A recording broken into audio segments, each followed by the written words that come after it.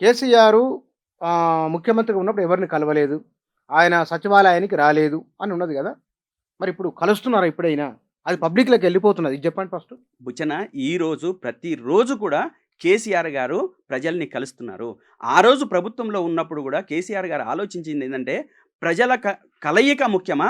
ప్రజలకు అందుబాటులో ఉండడము, సౌకర్యాలు కల్పించడము, సమస్యల్ని పరిష్కరించడము, సమస్యలు పరిష్కరించే విధంగా ప్రణాళిక రూపొందించడం ఇంపార్టెంటా అని ఆ రోజు ఆలోచించిన దాంట్లో భాగంగానే తను పూర్తిగా కలవకుండా లేడు. కానీ తెలంగాణ రాష్ట్రంలో ప్రతి మూలలో, ప్రతి పల్లెలో, ప్రతి ప్రాంతంలో ఎన్ని సమస్యలున్నాయో అన్ని సమస్యలు పరిష్కరించడానికి అహోరాత్రులు కష్టపడిన మహోన్నత వ్యక్తి కేసీఆర్ గారు. ఆ విషయాల్ని అన్నీ మర్చిపోతే కష్టమైతది. ఒక తెలంగాణ రాష్ట్రం రాకన్నా ముందు ఎన్ని పురిటి నొప్పులు, వచ్చిన తర్వాత ఏం చేద్దాం? ఈ తెలంగాణ రాష్ట్రాన్ని ఎట్లా అభివృద్ధి చేద్దాం? ఈ తెలంగాణ రాష్ట్రం అభివృద్ధి ఎక్కడి నుంచి మొదలుపెడదాం అని చెప్పేసి అర్ధరాత్రి 1, 2, 3 గంటల దాకా గూడా తిండి తిప్పలు మానేసి దానికోసం ఆలోచించి తెలంగాణ వచ్చిన తర్వాత ఒక అభివృద్ధి పదంలో మొత్తం తెలంగాణ రాష్ట్రాన్నే దేశంలో ఒక అగ్రస్థానంలో మొదటి స్థానంలో ఉంచిండు. అది ఏ రంగమైనా తీసుకోండి. ఒక రంగం కాదు. ఏ రకమైన నిన్నటిదాకా బుచ్చన్న తెలంగాణ రాష్ట్రం రాకన్నా ముందు ఇదే ఆంధ్ర వాళ్ళు మాట్లాడిన మాటలేంది? మీకు పరిపాలన చేతనవుతదా? అడ్మినిస్ట్రేషన్ చేతనవుతదా? మీకు కరెంటు దిక్కుందా? అదేవిధంగా ఇంకోటుందా? ఇంకోటుందా? అని చెప్పేసి ఇష్టం వచ్చినట్టు చిలవల పలుకులు మాట్లాడినోళ్ళు గదా! కానీ అడ్మినిస్ట్రేషన్‌ని ఒక గాడిలో పెట్టి, అడ్మినిస్ట్రేషన్ తన చేతిలో పెట్టుకొని, మొత్తం తెలంగాణ రాష్ట్రాన్ని ఇగో ఈ విధంగా మేము అభివృద్ధి చేయగలుగుతాం. ఒకటే గాదు, సంక్షేమాన్ని, అభివృద్ధిని ఒక ఒక గాడిన పెట్టగలిగే సత్తా, స్థాయి ఉన్న వ్యక్తిగా, శక్తిగా కేసీఆర్ గారు ఆ రోజు పరిపాలన కొనసాగింది. అదే ఈరోజు తెలంగాణ రాష్ట్రం మీద దరిద్ర దేవత తాండవిస్తా ఉంది. దరిద్రం మన ముందు కనబడతా ఉంది. అది పేదల ఇండ్లు కూల్చే విషయం కావచ్చు, ప్రజల ధనాన్ని దోచుకునే విషయంలో కావచ్చు, ప్రతి విషయంలో కూడా ఈరోజు తెలంగాణ ఒక మాట ప్రాంతం అనుకుంటున్నా. వెనకబడతా ఉంది. మీరు అంటే ఇప్పుడు టీఆర్ఎస్ వాళ్ళు చెప్తున్నది మళ్ళొక అది మీరు నరేషన్ అంటే ఒక పాత ప్రచారాన్ని తీసుకుపోతారని మీరు అంటున్నారు గదా!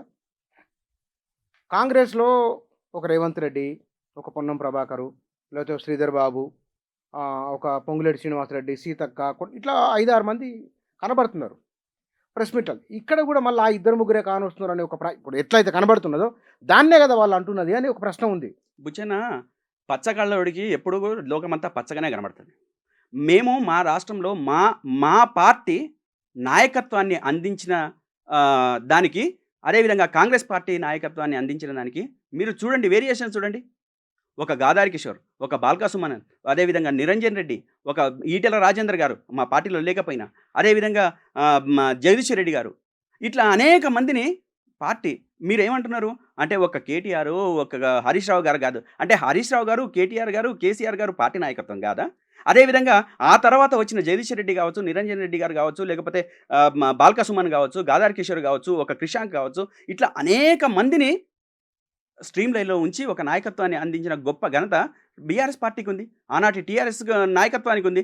వాటన్నిటిని పక్కన పెట్టేసి కేవలం కొద్దిమంది ప్రయోజనాల కోసం కాంగ్రెస్ పార్టీ ఏదైతే అబద్ధాల ప్రచారంలో కొట్టుకుపోయే విధంగా, కొట్టివేసే విధంగా కొద్దిమంది మౌత్ టాక్ చేసి వీళ్లకు ఇదేముంది, ఈ రకంగా ఉంది అని మాట్లాడుతున్నారు తప్ప, ఈ తెలంగాణ రాష్ట్రానికి ఒక మంచి నాయకత్వాన్ని అందించిన ఘనత, గొప్ప కీర్తి ఏదైనా ఉందంటే బీఆర్ఎస్ పార్టీకి. కానీ రేవంత్ రెడ్డి మైండ్ గేమ్‌ను బీఆర్ఎస్ నాయకత్వం అంచనా వేయలేకపోతున్నది.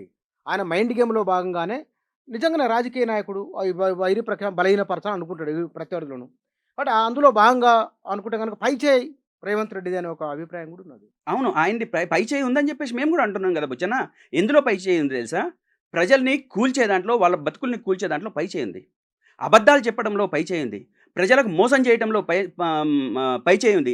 నయవంచకుడుగా మారి ప్రజల జీవితాల్ని నయవంచన ప్రతి విషయం ప్రజలకిస్తానన్న హామీలేంది? 2,500 మహిళలకు ఇస్తానన్నారు కదా, లేదు. నేను అదే చెప్తున్నా. సన్న బియ్యం పథకము కేసీఆర్ గవర్నమెంట్ మొదటి నుంచే హాస్టల్ విద్యార్థుల దగ్గర నుంచి మొదలుపెట్టిన విషయం మర్చిపోవద్దు. ఈరోజు ఆ సన్న బియ్యం ఇయ్యడానికి కూడా కారణకులేవలు కేసీఆర్ గారు.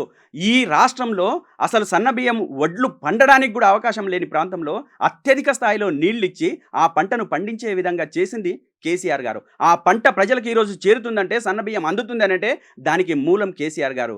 90 లక్షల ఎకరాలని సాగులో తీసుకొచ్చి కాళేశ్వరం ప్రాజెక్టు ద్వారా ఈరోజు మొత్తం తెలంగాణ రాష్ట్రాన్ని సస్యశ్యామలం చేయడంలో ఒక ప్రధాన పాత్ర పోషించింది కేసీఆర్ గారు. ఈరోజు మేము ఇది చేసినామని చెప్పేసి అంటే దానికి పునాదులు ఎవరేసారని చెప్పేసి కూడా మనం ఆలోచించాలా?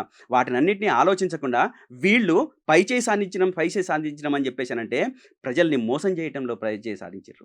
నయవంచకులుగా మారడంలో పైచేయి సాధించారు. ప్రజలకు అబద్ధాలు చెప్పడంలో పైచేయి సాధించారు. ప్రజలకు మోసం చేసి, దగా చేసి, దుర్మార్గమైన పాలన అందించడంలో పైచేయి సాధించారు. అంతే తప్ప ప్రజలకు హక్కున చేర్చుకున్న ప్రభుత్వం ఈ కాంగ్రెస్ ప్రభుత్వం కాదు బుచ్చన్న. మీరు ఏ విషయంలో అయినా తీసుకోండి. నేను గురుకులాలు మీకు చెప్తాను.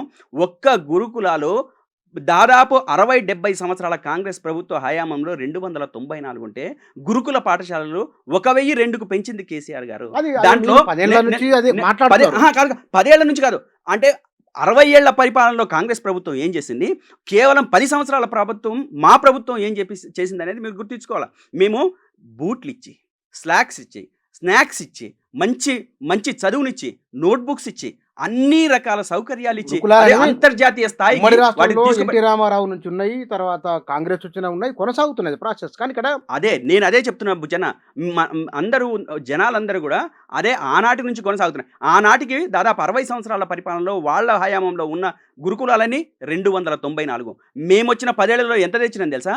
700 పైచీలుగు తెచ్చినాం. అంటే దాదాపు 1002 పాఠశాలలు మేము దిగిపోయే నాటికి 1002 పాఠశాలలు, గురుకుల పాఠశాలలు. దాంట్లో అన్ని సౌకర్యాలు, భద్రతతో సహా సౌకర్యాలు కల్పించి ప్రతి దానికి విద్యార్థుల్ని కంటిపాపల్లా చూసుకున్న గవర్నమెంట్ మా కేసీఆర్ గారు. నిజంగానే ఒక మాట అనుకుందాము, నరేషన్ ఒక రకమైన నరేషన్ తీసుకొని పోతున్నారు, మళ్ళీ దాన్నే మళ్ళీ చెప్తాను అంటున్నారు కదా.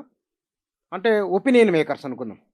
ఈ ఒపీనియన్ మేకర్స్ ఎందువల్ల, ఒకటి కాంగ్రెస్ ఎట్లాగో వాళ్ళు చెప్తారు.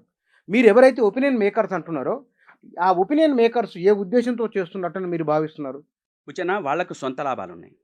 కేసీఆర్ గారు వస్తే దోపిడీకి అవకాశాలు ఉండవు, అదేవిధంగా దుమ్మికి అవకాశాలు ఉండవు, అదేవిధంగా ప్రజల ప్రయోజనాలే పరమావధిగా మాట్లాడుకుని పరిపాలన చేసుకునే వైపుగా కేసీఆర్ గారి ఆలోచనలు కానీ అడుగులు కానీ ఉంటాయి. కాబట్టి వాటిని అడ్డుకోవాలి, ప్రజలకు సాధ్యమైనంత వరకు తక్కువ అందాలి, వాళ్లకు వ్యక్తిగతంగా ఎక్కువ అందడం కోసం ప్రయత్నం చేసే దాంట్లో భాగంగానే కేసీఆర్ గారు అధికారంలో రావద్దని చెప్పేసి, వాళ్ళకి అహంకారం ఉందని చెప్పేసి, అది ఇంకా తగ్గలేదని చెప్పేసి మాట్లాడుతున్న మాటలు ఈరోజు ఒపీనియన్ మేకర్స్ చేస్తున్న స్థితి. కానీ అవి ఎక్కడా కూడా లేవు.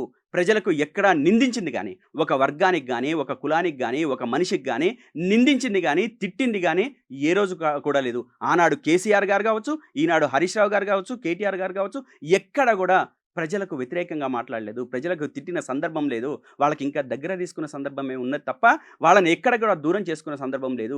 కొద్దిమంది వాళ్ళకి ఏదైతే పడని వాళ్ళు, వాళ్ళ ఆస్తుల్ని లేకపోతే వాళ్ళ పెంచుకోవడం కోసం ఏదైతే ప్రయత్నం చేసుకుంటున్న వాళ్ళు, దోపిడీ చేయాలనుకున్న వాళ్ళు, వీళ్ళందరికీ ఒక వర్గానికి సంబంధించిన వాళ్ళు ఒక ప్లాన్ ప్రకారం, పకడ్బందీ ప్రకారము, అదేవిధంగా ఇన్ఫ్లుయెన్సర్స్గా మారి ప్రజల యొక్క మైండ్లని వాళ్ళు మారుదాం అనుకున్నప్పుడల్లా వాళ్ళు చేస్తున్న నాటకాలు, వేస్తున్న ఎత్తులు, ఈ ఎత్తుల్ని జిత్తుల్ని ఇప్పటికే ప్రజలు చాలా బాగా అర్థం చేసుకున్నారు. ఇక నేనేం చెప్తున్నానంటే బుచ్చన్న, ఈ ఎత్తుల్ని జిత్తుల్ని అర్థం చేసుకున్న ప్రజలు 2028 నాటికి ఇదే కాంగ్రెస్ పార్టీని, ఇదే రేవంత్ రెడ్డిని బండకేసి కొట్టే రోజులు దగ్గరలోనే ఉన్నాయని చెప్పేసి మనం గుర్తించాలి.